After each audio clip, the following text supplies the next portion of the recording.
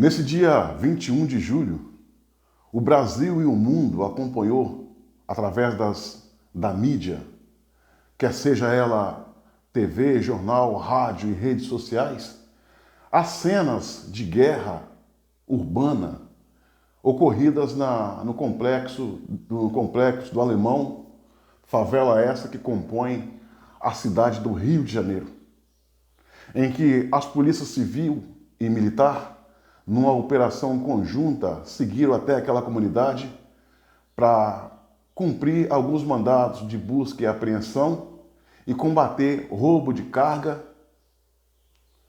o tráfico de drogas e outras atividades delituosas.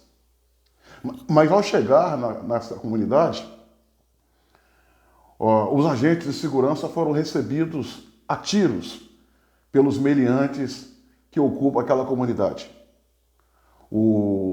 A cena mais chocante que os brasileiros e o mundo pôde ver foi a tentativa que os bandidos faziam de tentar derrubar um helicóptero com disparo de armas de fogo. Pelo que tudo indica, seria ali um fuzil com munições traçantes, incandescentes, que mostra a sua trajetória e aonde está passando próximo ao alvo. As cenas eram horrorendas.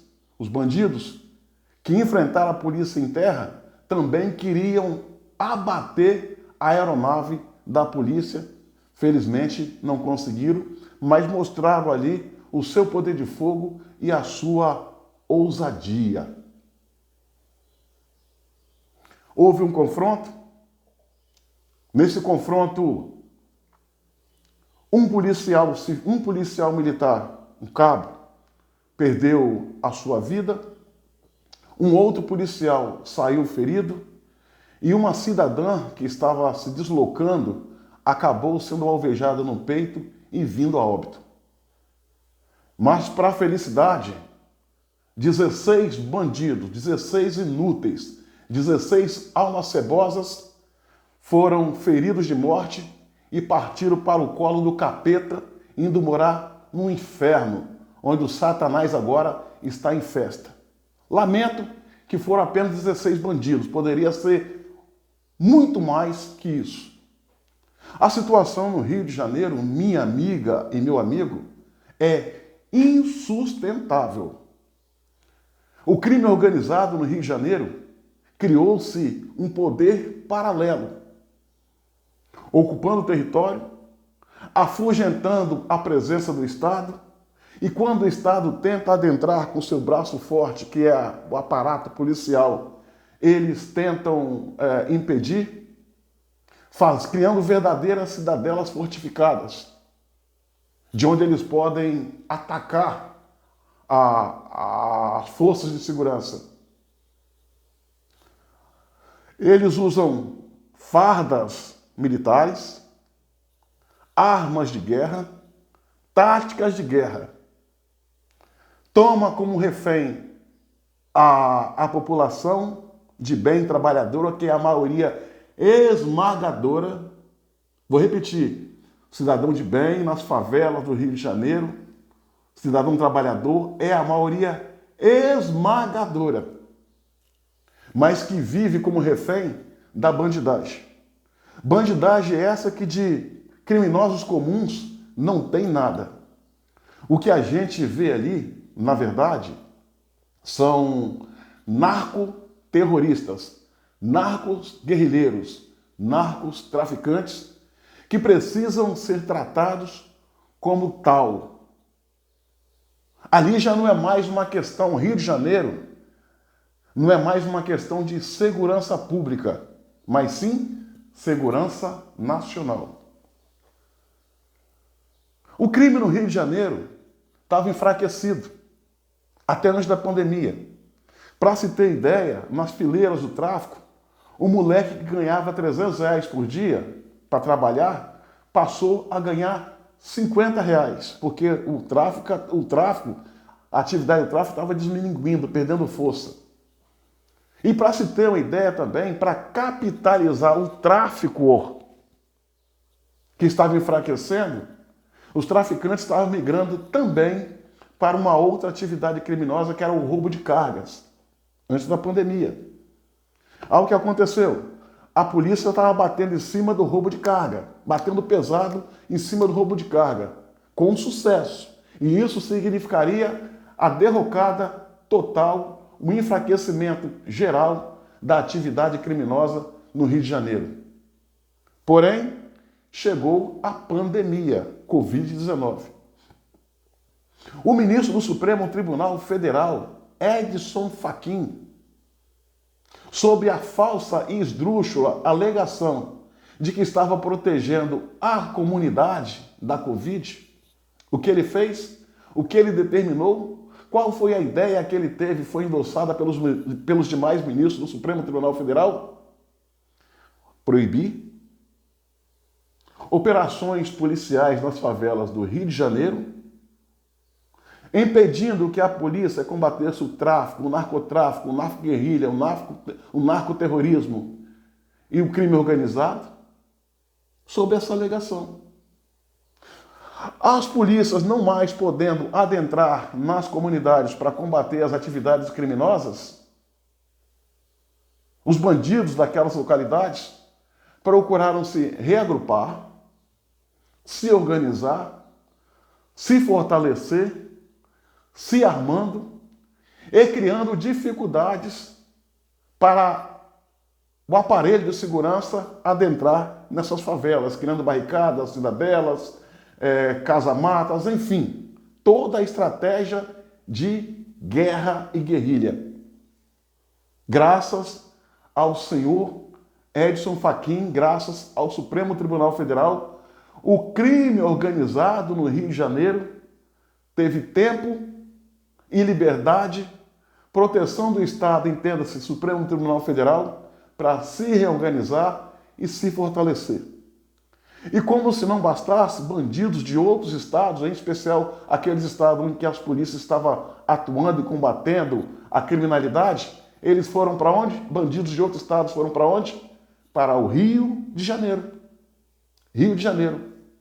Para se ter ideia, aquela quadrilha que adentrou há um mês atrás em um shopping, numa joalheria, e atirou no rosto de um vigilante, era uma quadrilha do Pará, esmiseada e escondida nas favelas do Rio de Janeiro.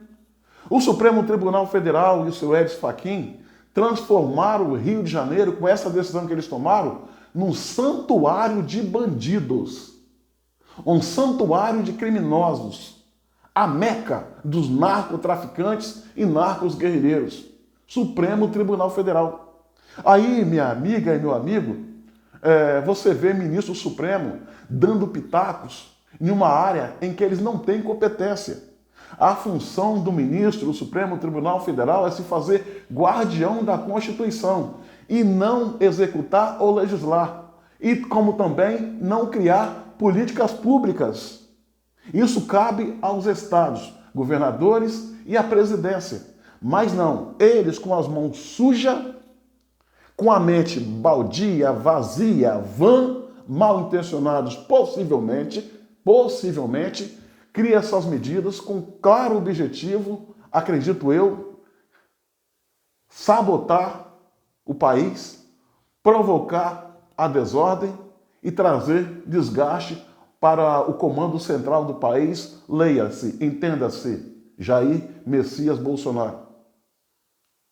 Essa senhora que tombou ontem nessa operação, inocentemente, alvejada no peito, como também esse policial militar que tombou no exercício da função, vale lembrar que atrás do gatilho dos bandidos que alvejaram essas duas pessoas, estava o seu Edson Fachin e o Supremo Tribunal Federal puxando o gatilho.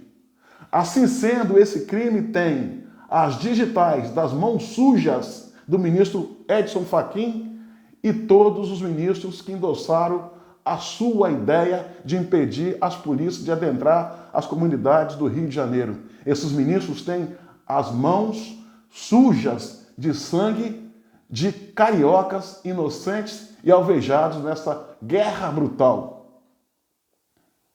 A situação do Rio de Janeiro, ela está fora de controle. O que se vê ali é inaceitável e inconcebível. Cabe ao governo Bolsonaro, se eu pudesse, eu sugeria que no segundo mandato, já no início do segundo mandato, provocasse uma intervenção não no Estado como um todo, porque é uma coisa complexa, mas na área da segurança pública, como foi feito no passado, em especial no governo do Michel Temer. Uma intervenção federal na pasta da segurança, entregando essa pasta às Forças Armadas para atuar, criar políticas e combater o crime como tem que ser combatido. E ver cada bandido armado não como um cidadão armado, mas sim como um inimigo de guerra a ser neutralizado. E outra coisa, e esses interventores precisam ouvir quem conhece e entende do Rio de Janeiro. Ou seja, as polícias militares, as polícias militar e civil. Droga, armas de guerra. Conseguiram prender uma metralhadora .50. Aí eu pergunto, drogas, armas, passa pela fronteira. As drogas vêm da Bolívia, Peru, Colômbia. Quando no Brasil, do polígono da maconha, em Pernambuco. As armas vêm do Paraguai, Miami e Israel, passando pela fronteira, chegando no Rio de Janeiro. Quem é que leva essas drogas para o Rio de Janeiro? Para dentro do Rio de Janeiro? Quem é que passa pela fronteira? Quem é que tem o dever de fiscalizar as fronteiras? É a Polícia Federal, que não está tendo o seu protagonismo nesse processo. A sonolenta, inerte, midiática e politiqueira Polícia Federal. Se essas drogas estão chegando no coração das favelas, é porque a Polícia Federal está falhando no exercício da sua missão. Olha, minha amiga e meu amigo, o que a gente vê no Rio de Janeiro traz transtorno para toda a sociedade, em especial para as crianças, que vivem aterrorizadas com esse estado de coisa.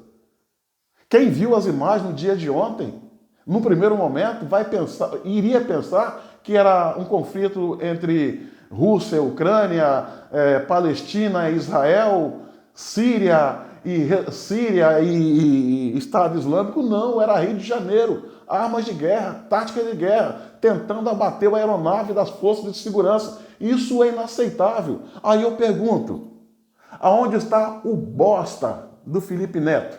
Aonde está a merda da Anitta? Aonde está o babaca do Freixo nessas horas? Se eles se levantarem, é contra a polícia e a favor da bandidagem, dos bandidos, porque essa gente vive do caos, da desgraça e da ignorância. Eles querem o povo nessa situação que está, lutando para não morrer. O Rio de Janeiro é uma vergonha. É uma vergonha para a população do próprio Rio e para todo o Brasil. Da mesma forma que o Rio de Janeiro é uma vergonha, é também uma luz amarela que acende, obrigando os governadores de estado e os futuros governadores de estado a refletir sobre essa situação. Porque esse quadro pode reverberar, pode repercutir, pode se alastrar para outros estados. Os cariocas precisam ter o prazer de viver uma vida decente e normal, o direito de ir e vir, o direito de trabalhar. É inaceitável o que está acontecendo no Rio de Janeiro. Aos poucos, o Rio de Janeiro vai se transformando numa Medellín. Medellín é uma cidade da Colômbia que nos anos 80 o crime organizado mandava e desmandava de uma forma terrível e aterrorizante. É uma Medellín. Agora, essa mudança passa pelas mãos, essa mudança para melhor passa pelas mãos do povo. Nós estamos aí às vésperas de uma eleição. onde a gente pode escolher pessoas comprometidas com a segurança, que não andam de braços dados com a milícia, com o crime organizado, com o tráfico, com o jogo de bicho, que não faça política com base em pirotecnia demagógica, mas tem verdadeiros interesses na busca do resultado, resultados esses que pode verdadeiramente beneficiar a população carioca que sofre, geme e é subjugada. As favelas têm milhões de pessoas trabalhadoras que vivem lá em cima porque não tem para onde ir, mas são pessoas que trabalham, sonham, produzem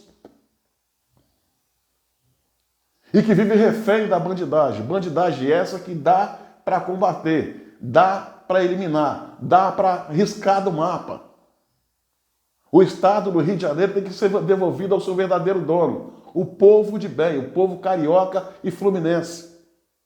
É preciso que as autoridades competentes, federais e estaduais, se hermanam para buscar uma solução rápida, urgente, eficaz e séria para a população do Rio de Janeiro. E não permitir que o Supremo Tribunal Federal, com as suas mãos sujas, possa querer dar pitacos na política pública de segurança do Rio de Janeiro ou qualquer outro estado que seja, provocando o caos e a desordem, sabotando o governo central, protegendo bandidos. Essa atual composição de ministro do Supremo Tribunal Federal é uma vergonha, é lamentável. Agem como se fosse uma milícia de toga, fazendo da nossa mais importante Corte Supremo Tribunal Federal uma cracolândia jurídica, outras vezes, sindicato em defesa de criminosos. Devemos abrir os nossos olhos. A mudança passa pelo voto consciente. Um voto discutido com seriedade, pensando no melhor para o país, para o Rio, para a população brasileira, carioca e fluminense. Isso é inaceitável. Não podemos permitir, sob hipótese ou circunstância alguma, que ministro do Supremo Tribunal Federal dê pitacos, tente sabotar o país, protegendo bandidos. Se há um culpado maior em todo esse caos acontecendo no Rio de Janeiro, esses culpados são Edson Fachin e os demais ministros que ombrearam com ele nessa ideia imbecil, criminosa, perigosa e lesiva à pátria. Eu acho que as pessoas do Rio de Janeiro, aquela mais simples, lá do alto do morro, na hora de votar tem que votar em pessoas sérias. Não dá para votar em pessoas que diz que bate palmas e tem pena de quem rouba um celular para tomar uma cervejinha. Entenda-se, Luiz Inácio Lula da Silva. Num Freixo que fugiu do PSOL para enganar a população. O Rio de Janeiro não precisa de um camarada como o Freixo. Não precisa.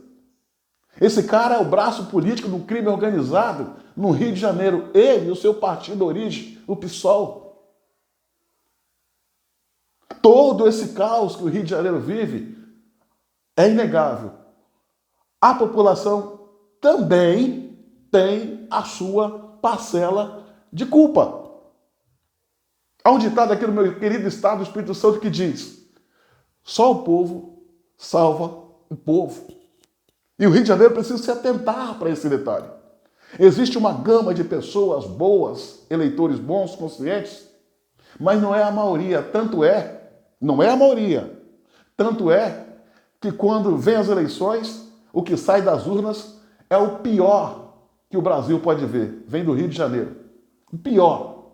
Só político insignificante, salvo raríssimas exceções. E isso tem que mudar. O Rio de Janeiro tem que voltar a ser a cidade maravilhosa.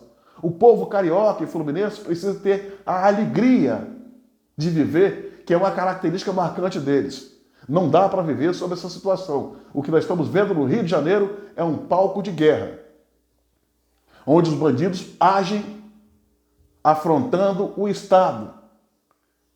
E repito, o que se vê no Rio de Janeiro não é mais questão de segurança pública, mas segurança nacional. E algo precisa ser feito.